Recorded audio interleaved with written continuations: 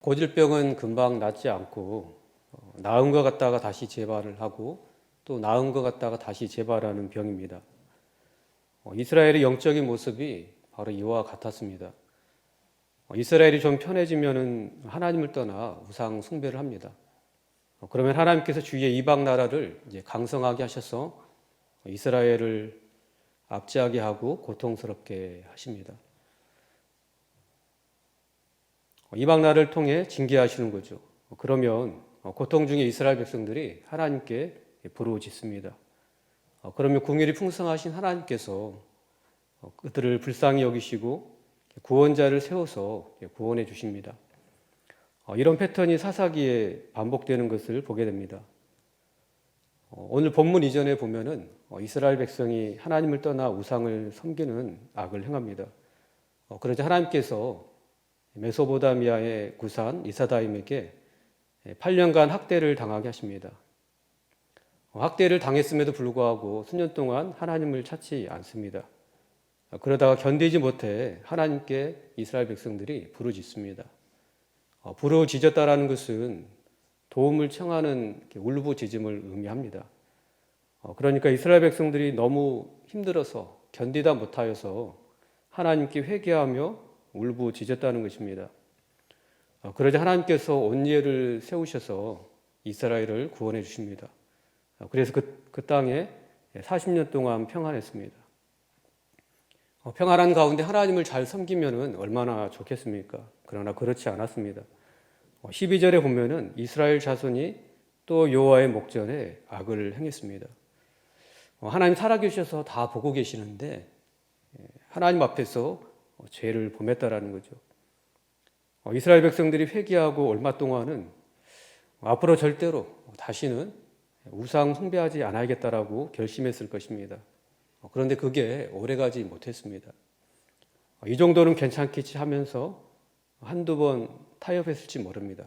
그러다가 유혹에 넘어지고 나중에는 완전히 신앙 양심이 마비되고 죄의 의식조차 없어지고 그렇게 하나님을 떠나버렸을 것입니다.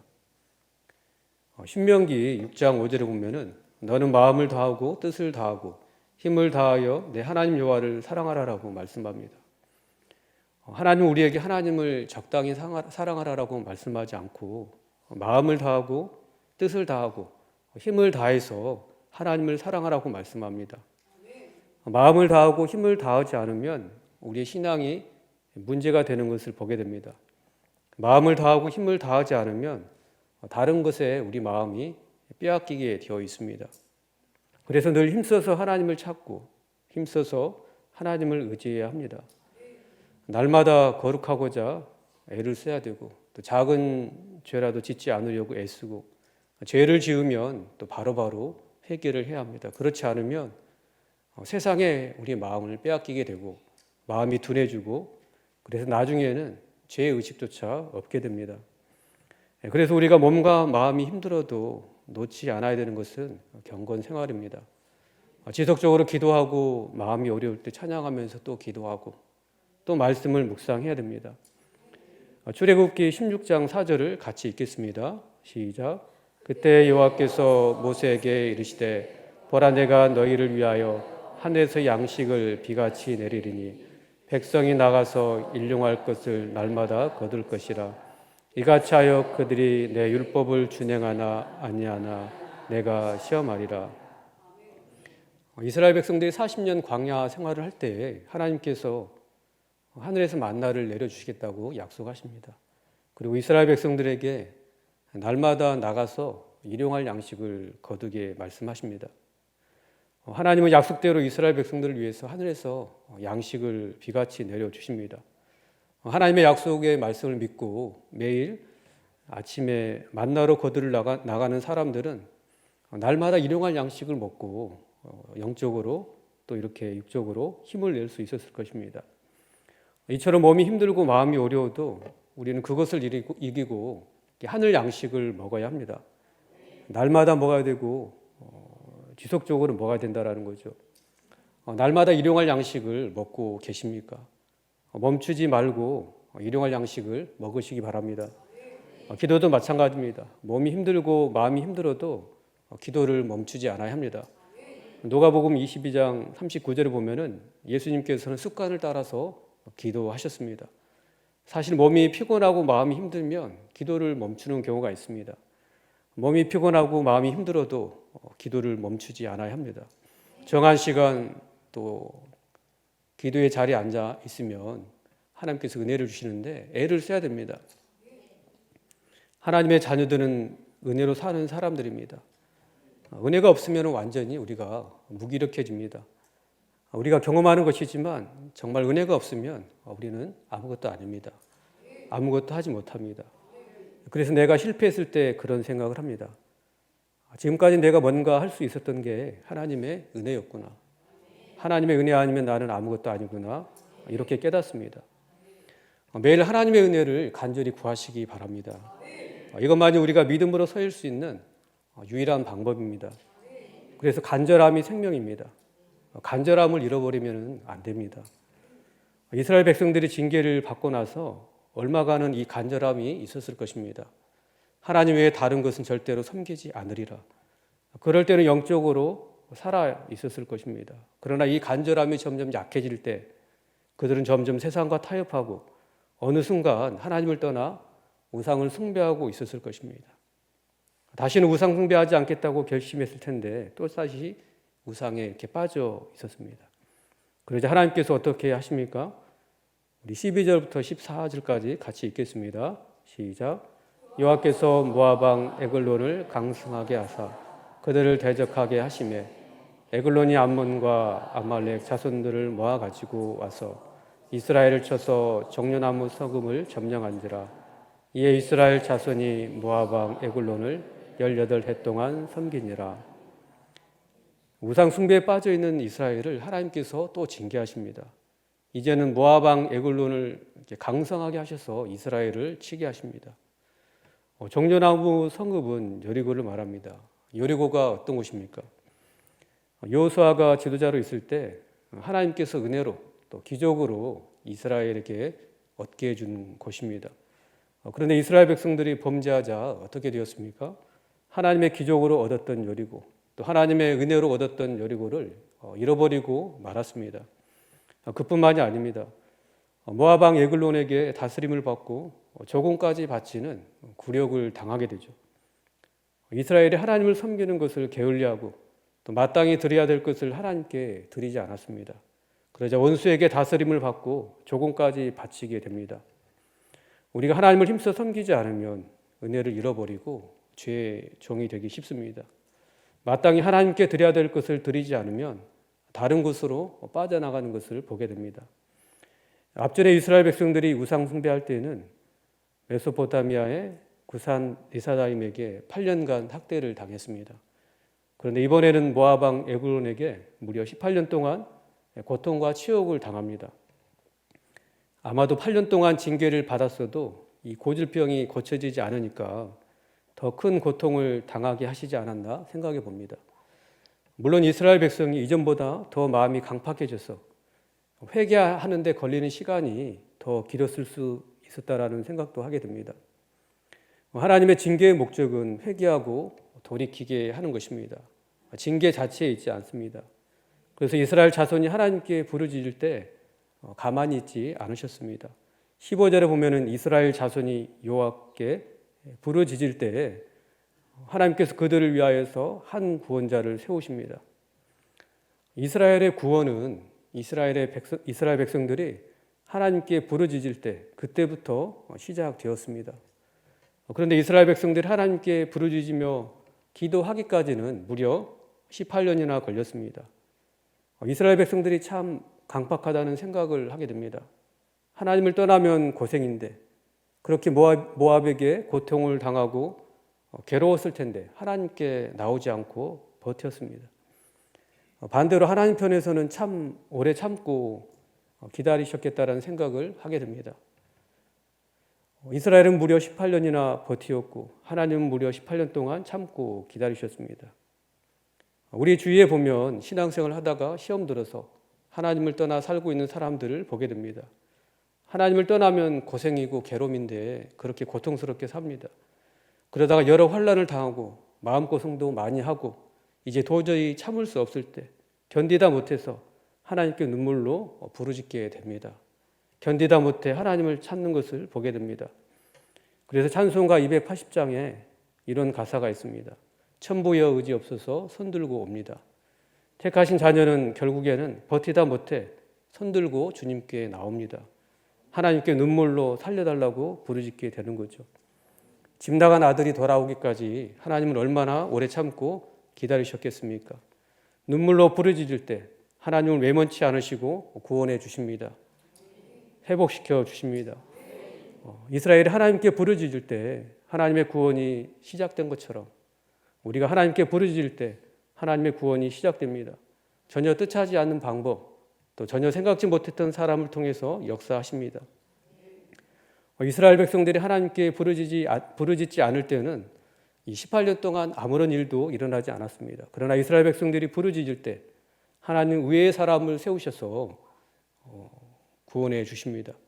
이스라엘 백성들이 전혀 생각지 못했던 그 사람을 구원자로 세우시는데 15절에 보면은 그는 곧 베냐민 사람 게라의 아들 왼손잡이 에훗이었습니다.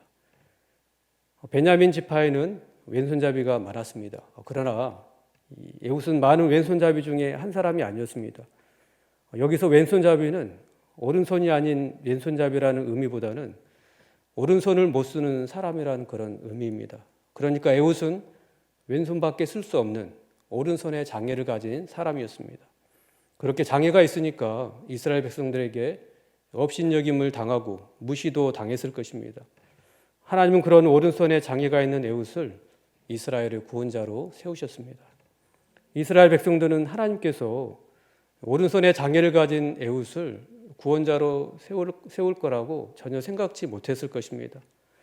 아마 에훗 자신도 하나님이 자신 같은 결점이 있는 장애를 가진 자신을 이스라엘의 구원을 위한 구원자로 세울 거라고 생각하지 못했을 것입니다. 그런 에훗이 하나님의 부름을 받게 됩니다. 하나님은 에훗에게 감동하사 에굴론을 심판하라는 명령을 주신 것이 분명합니다. 20절에 보면은 에훗이 에굴론을 독대할 때 이런 말을 합니다. 내가 하나님의 명령을 받들어 왕에게 아랠 일이 있나이다. 에글론에게 한 말 속에서 에훗이 하나님의 부름을 받았다라는 것을 깨닫게 됩니다.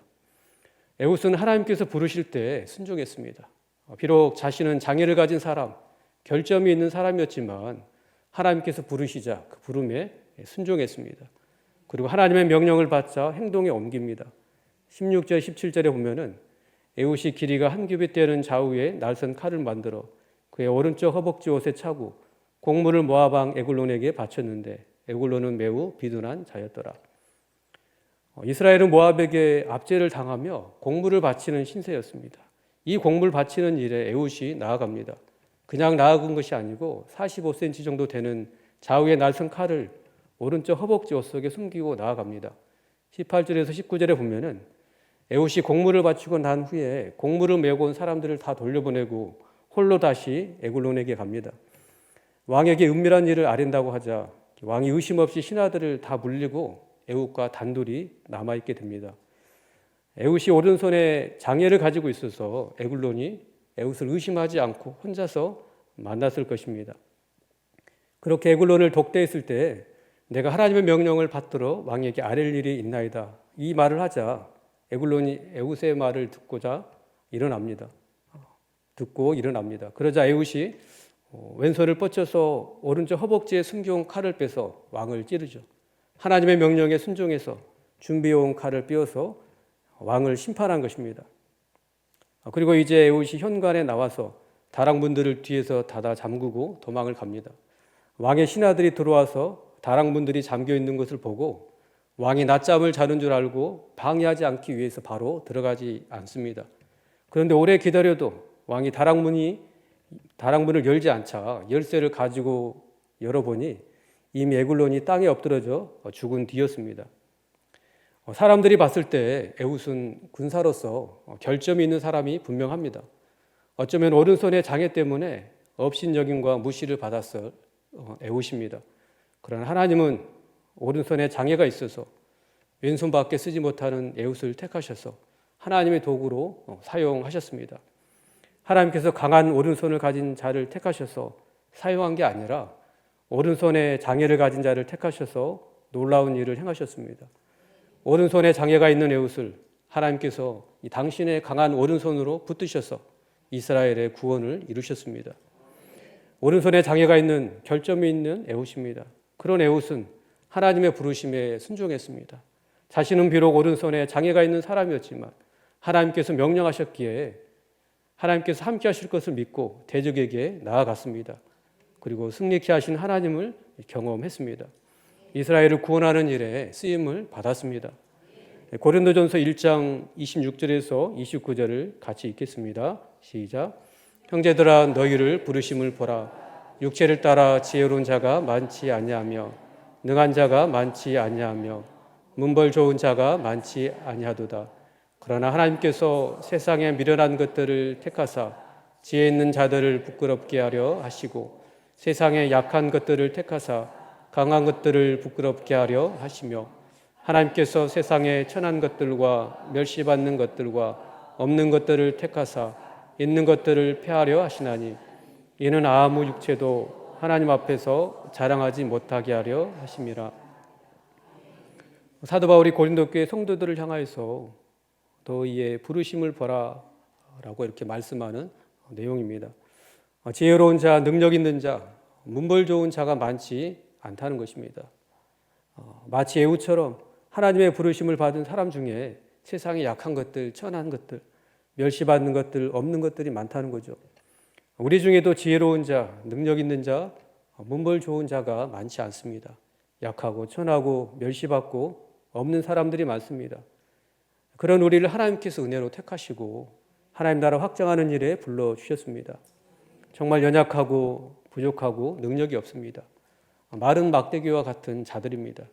그러나 순종하고 하나님의 강한 오른손이 붙으시면 우리 같은 사람을 통해서도 구원 역사를 이루십니다. 나는 비록 미련하고 약하지만 나를 부르시고 보내시는 분이 하나님이시라는 것을 기억하시기 바랍니다. 나는 비록 결점이 있는 사람이지만 하나님께서 일하실 줄 믿고 나아가면 하나님께서 강한 오른손으로 붙드셔서 우리로 승리케 하실 줄 믿습니다. 주위에 악한 영에 압제당하는 자, 환난당한 자, 마음에 괴로움이 있는 자들이 많이 있습니다. 그들을 주님께로 인도하는 일에 쓰임받는 저와 우리 성도님들 되시기를 주의 이름으로 축원합니다. 이스라엘 백성들이 에글론에게 압제를 당했을 때 처음부터 하나님께 부르지 않았습니다. 무려 17년이나 넘게 버티다가 견디지 못해서 하나님께 눈물로 회개하며 부르짖었습니다. 그렇게 하나님께 부르짖자 하나님은 전혀 의외의 사람, 오른손에 장애를 가진 에훗을 사사로 세우십니다. 에훗은 하나님의 명령에 순종하여서 에글론을 죽입니다. 그리고 어떻게 합니까? 26절, 27절에 보면은 에브라임 산지에서 에훗이 나팔을 불었습니다. 이 나팔은 전쟁을 소집하는 나팔입니다. 에글론에 의해서 고통을 당하고 견디다 못해서 하나님께 눈물로 부르짖으며 회개했던 이스라엘 백성들입니다. 하나님의 도우심을 구했던 이스라엘 백성들이었습니다. 그런데 이제 에훗이 부는 전쟁 나팔 소리를 듣고 가만히 앉아있지 않았습니다. 그들은 하나님께 부르짖기만 한 것이 아니라 전쟁 나팔 소리를 듣자 이제 일어나서 산지에서 에훗에게로 나왔습니다. 대적과 싸우기 위해서 모여들었습니다. 그러자 에훗이 어떻게 합니까? 에훗이 믿음의 용기를 가지고 담대하게 앞장섭니다. 그리고 하나님께서 함께 하심으로 승리할 줄 믿고 이런 말을 합니다. 나를 따르라. 여호와께서 너희의 원수들인 모압을 너희 손에 넘겨주셨느니라. 이 말을 들은 이스라엘 백성들은 믿음을 갖게 되었을 것입니다. 다시 일어서서 원수와 싸울 수 있는 격려를 얻었을 것입니다. 그러자 이스라엘 백성들이 어떻게 행동합니까? 28절부터 30절까지 보면은 모압을 두려워했던 이스라엘 백성들이 이제 용기를 내어서 모압 군인들과 싸움을 싸웁니다. 모압의 군사들은 다 장사였지만 도망가지 못하게 해서 약 10,000명을 죽입니다. 얼마 전까지만 해도 18년 동안 이들의 종살이를 했던 이스라엘 백성들이었습니다. 그런데 그날 용사 10,000명을 죽이고 이제 종살이에서 벗어나 오히려 모압이 이스라엘 수하에 굴복하게 되었습니다. 그리고 무려 80년 동안 평온하게 됩니다. 타협하고 싸우지 않았을 때는 18년 동안 고통스럽고 치욕스러운 종살이를 했지만 싸움을 싸우니 얻게 된 안식이 무려 80년이 되었습니다. 우리는 계속 침체되어 있으면 안 되는 사람들입니다. 세상에 타협해서도 안 되는 사람들입니다. 힘써 하나님을 사랑하고 또 힘써 죄와 싸우고 마음을 다해서 하나님을 섬겨야 될 사람들입니다. 세상과 타협하고 적당히 하려고 하면 오히려 세상의 종이 되고 맙니다. 하나님께 눈물로 부르짖고 이제 다시 일어서야 합니다. 눈물로 부르짖으면 하나님께서 다시 일어날 힘을 주실 줄 믿습니다. 하나님께서 대적마귀를 우리 손에 붙이셨습니다. 믿고 순종하면 하나님께서 싸우십니다. 디모데전서 6장 12절을 같이 읽겠습니다. 시작. 믿음의 선한 싸움을 싸우라. 영생을 취하라. 이를 위하여 내가 부르심을 받았고 많은 증인 앞에서 선한 증언을 하였도다. 믿음의 선한 싸움을 싸우라고 말씀합니다. 이를 위해서 부르심을 받았다라고 말씀합니다. 우리는 믿음의 선한 싸움을 싸워야 됩니다. 멈추면 안 됩니다. 이를 위해서 우리가 부름을 받았습니다. 디모데후서 4장 7절에 보면은 나는 선한 싸움을 싸우고 나의 달려갈 길을 마치고 믿음을 지켰다라고 사도 바울이 고백하고 있습니다. 선한 싸움을 싸워야 우리가 달려갈 길을 달려갈 수 있습니다. 표대를 향하여 나아갈 수 있습니다. 선한 싸움을 싸워야 믿음도 지킬 수 있고 믿음의 선한 싸움을 싸우지 않으면 믿음을 지킬 수 없습니다. 선한 싸움을 싸우지 않으면 타협하게 됩니다. 힘쓰지 않으면 침체되고 어느 순간 무너지게 됩니다. 죄의 종이 되고 세상의 종이 됩니다. 하나님께서 주셨던 것들도 다 잃어버리고 또 섬길 수 있는 것까지 다 잃어버릴 수 있습니다. 말씀을 맺겠습니다. 우리는 계속 침체되어 있으면 안 되는 사람들입니다. 세상에 타협해서도 안 되는 사람들입니다. 힘써 하나님을 사랑하고 힘써 죄와 싸우고 마음을 다해서 하나님을 섬겨야 될 사람들입니다. 세상과 타협하고 적당히 하려고 하면은 오히려 세상에 종되고 맙니다. 믿음의 선한 싸움을 멈추지 마시기 바랍니다. 혹 넘어졌다면 하나님께 눈물로 부르짖기를 원합니다. 하나님께서 다시 일어날 힘을 주실 줄 믿습니다. 오른손에 장애가 있는 에웃을 하나님께서 당신의 강한 오른손으로 붙드셔서 이스라엘의 구원을 이루셨던 것처럼 우리도 결점이 있고 연약하지만 순종할 때 하나님의 강한 오른손이 우리를 붙드셔서 우리와 같은 사람을 통해서도 하나님 나라를 확장하는 일에 사용하실 줄 믿습니다. 그 일에 계속 쓰임받는 저와 우리 성도님들 되시기를 주의 이름으로 축원합니다.